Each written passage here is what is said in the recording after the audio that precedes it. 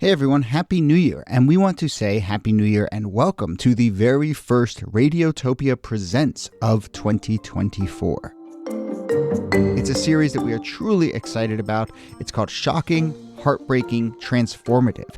Now, this is from documentarian Jess Shane, who put out an open call on Craigslist and then worked with 4 strangers to explore the standard rules that documentarians and journalists use to tell their subject stories. So this series gets into all sorts of questions about what happens when people's real lives are collected, edited, and consumed.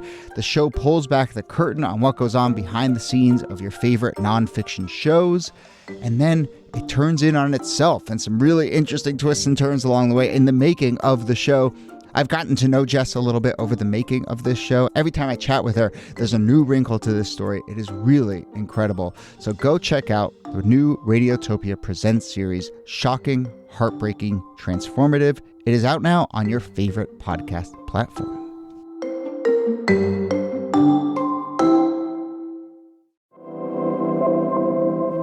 Hello and welcome to This Day in Esoteric Political History from Radiotopia. My name is Jody Avirgan. This day, April 7th, 2008, Barack Obama, running for the Democratic nomination for president, makes controversial remarks at a fundraiser in Pennsylvania.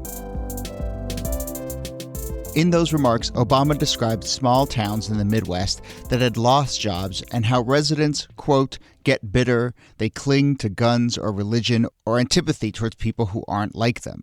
The quote goes on much longer, as did the controversy over the quote. Here to discuss it and how this moment kind of previewed a lot of the themes of the next 10 years in politics is, as always, Nicole Hemmer of Columbia. Nikki, hello, and welcome back. Welcome to week 2. Hey, Jody. So this is where we should confess to people that sometimes our definition of this day is a little loose because Obama made these comments on April 6th at night at a fundraiser. So April 7th, they had been said, but they had not been reported, which we will talk about because the comments didn't leak out until a few days later.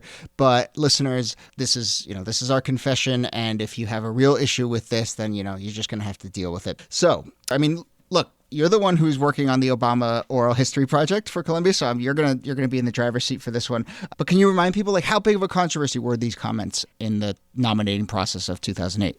So this was a huge controversy because by this point in time, it was still a pretty close race between candidate Obama and candidate Clinton. And Clinton, I think, had decided by this point in time that the way that she was going to win was by winning over white working class Democrats. And so she could point to this what became known as the bitter clingers remark and say, look, this guy doesn't just not get you, he kind of has a lot of disdain for you. Mm-hmm. And so it really takes off there. And I should say, also somebody who works on conservative media, it takes off in conservative media for the next 8 years. I'm not sure that there was a day that went by on Sean Hannity's show that he did not mention this remark. Interesting. And so the way Clinton picked it up, she calls it demeaning and elitist. And, your comment about her trying to take on this champion of the working class model. I'm remembering, was Pennsylvania, right in the run into Pennsylvania, also where she's drinking a beer in a bar and trying to look super cool and whatever. It's not just a beer. She's having a Boilermaker. That's so right. She's having a shot and a beer and, really enjoying herself, letting her hair down a bit. It was kind of amazing. Yeah. So you talked about how this was a close race, even to this point. The Obama campaign famously was really smart about the delegate math. And, the lead was small throughout, but they felt like they had enough lead and they were going to keep that lead and amass delegates, pick off delegates here and there, and then get to that super delegate kind of tipping point, which they obviously eventually did. But did this really have a chance to change that calculus? I think that it did, because you're absolutely right. They were extremely smart about the delegate math, but there is this sort of unquantifiable thing of momentum in a campaign. And sometimes when that momentum tips, all of a person's best laid plans just get shot to hell. And, it's hard to do counterfactuals, what if? But this is something that gave a big boost to Clinton in Pennsylvania, and it gives her campaign a little more life. And so the campaign then stretches out a lot longer than it might have otherwise. Right, and it goes all the way to June, so obviously it doesn't, tip the scales completely for Clinton, but it does extend it in a way, and we see that over and over, that a lot of times elections get extended for these reasons, even though the winner ends up being often the early leader. Okay, let's talk about what this comment meant and sort of the legacy of it, and now looking at it this many years later, kind of how we see it. Maybe we should just start with the fact that you hear this comment, you look at this comment and the language there, and you can't help but think of Hillary Clinton's deplorables comment. That was obviously a huge issue in the 2016 election, where she referred to a portion of Trump voters as a basket of deplorables. Is that basically her using the same language that she criticized Obama for X many years earlier?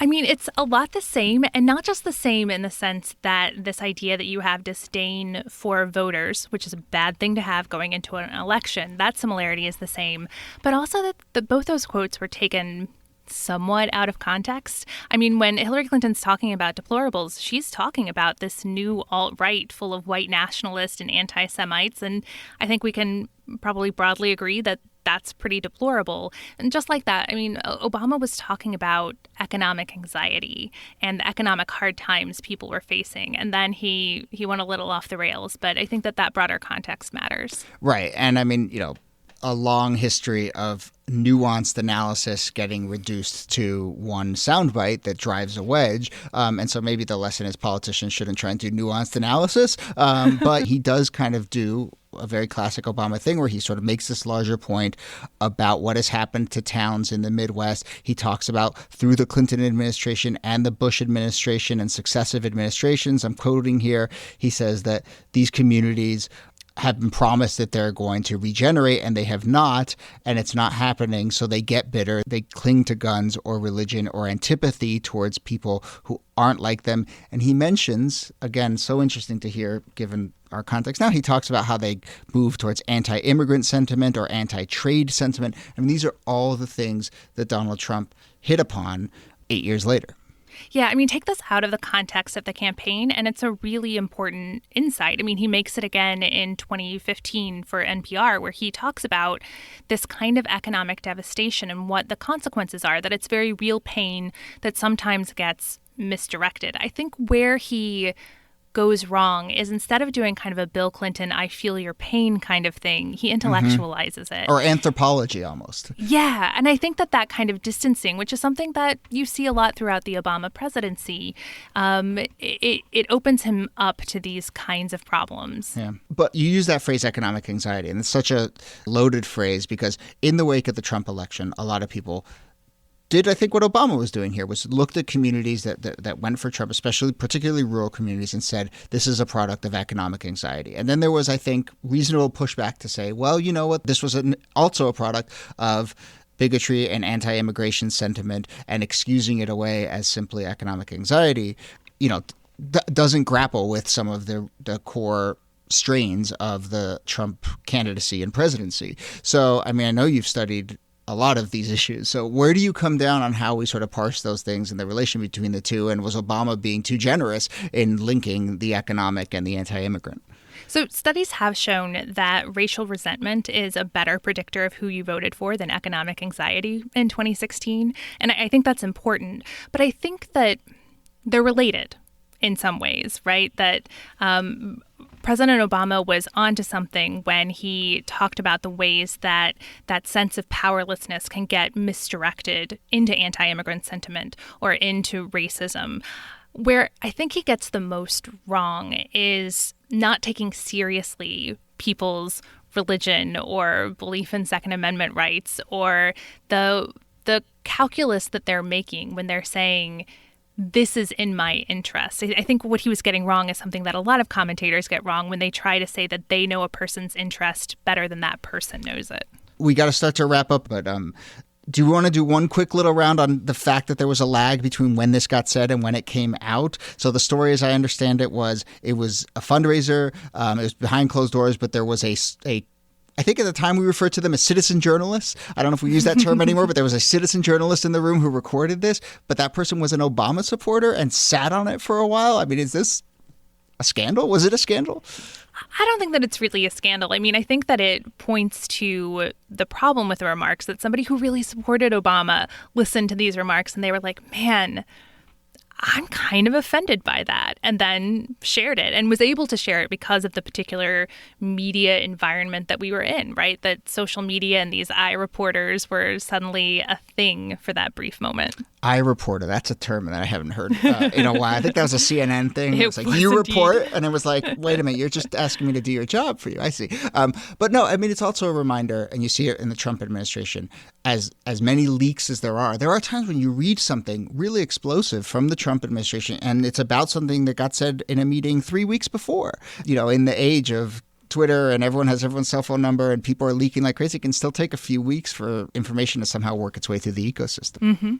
Okay, end of show. Nicole Hammer, thank you as always. This was fun. Yeah, thank you so much, Jody. This Day in Esoteric Political History is a proud member of Radiotopia from PRX. You can find lots more about the show at thisdaypod.com.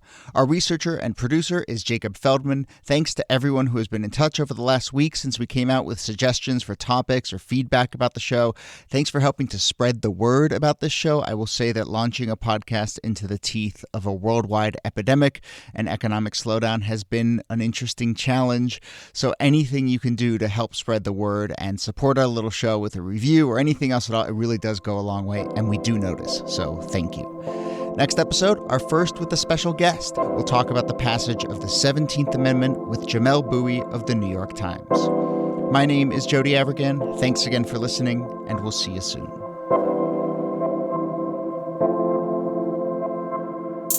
My opponent said the people of Pennsylvania who faced hard times are bitter.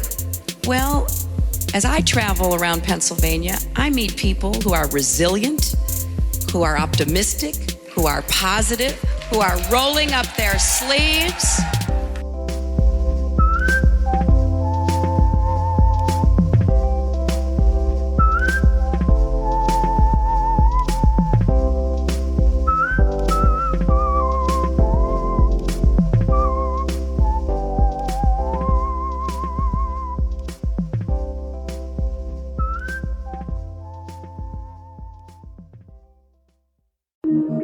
Radiotopia.